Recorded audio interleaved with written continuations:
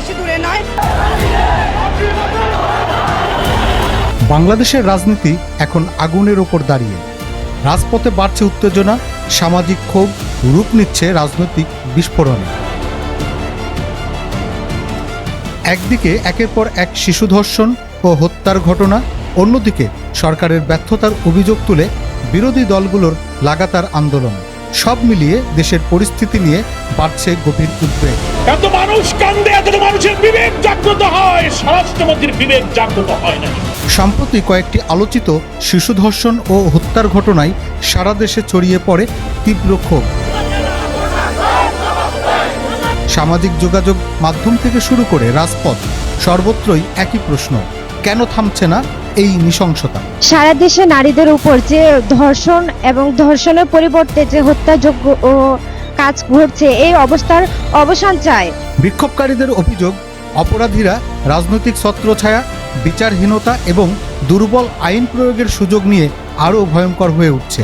তাদের দাবি, দেশে এমন এক পরিস্থিতি তৈরি হয়েছে যেখানে সাধারণ মানুষ নিজেদের সন্তানদের নিরাপত্তা নিয়েও আতঙ্কে রয়েছে। সেই দর্শকেরা ভয় পায় তার শাস্তি দেখে, যে আমার এবং ভবিষ্যতে অভিভাবকেরা যেন তার ছেলে মেয়েকে সুষ্ঠুভাবে স্কুলে পাঠাতে পারে, প্রতিষ্ঠানে পাঠাতে পারে, আমাদের ছেলেমেয়েরা বাইরে বের হতে পারে।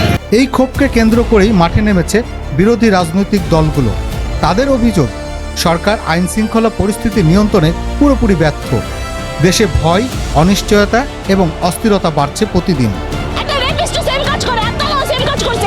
রাজধানী ঢাকা থেকে বিভাগীয় শহর বিভিন্ন জায়গায় চলছে বিক্ষোভ, মানববন্ধন, প্রতিবাদ সমাবেশ এবং মিছিল। রাজপথে এখন শোনা যাচ্ছে সরকার বিরোধী কঠোর স্লোগান।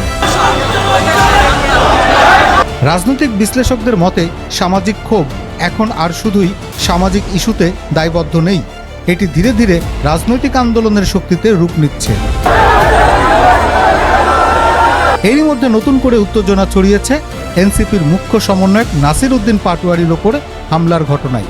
ঝিনাইদহে প্রকাশ্যে তার গাড়িবহরে হামলা, ডিম নিক্ষেপ, ইটপাটকেল ছোড়া এবং সংঘর্ষের ঘটনায় রাজনৈতিক অঙ্গনে শুরু হয়েছে তীব্র প্রতিক্রিয়া।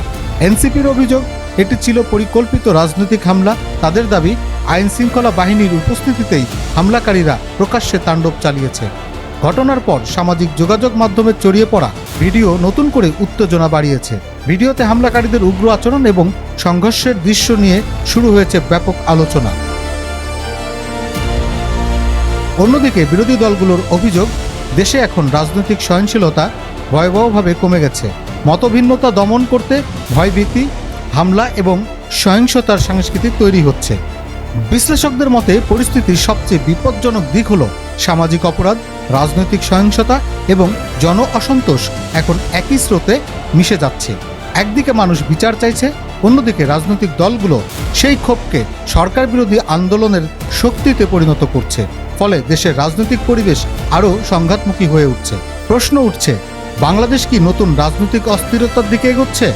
রাজপথের উত্তাপ কি আরও বড় সংঘাতের ইঙ্গিত দিচ্ছে? কারণ ইতিহাস বলছে, বাংলাদেশে যখন সামাজিক ক্ষোভ ও রাজনৈতিক উত্তেজনা একসাথে বিস্ফোরিত হয়, তখন পরিস্থিতি খুব দ্রুত নিয়ন্ত্রণের বাইরে চলে যেতে পারে।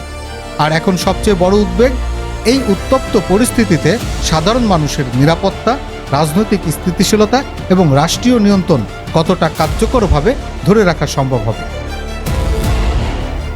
Desk report, infinity Bangla.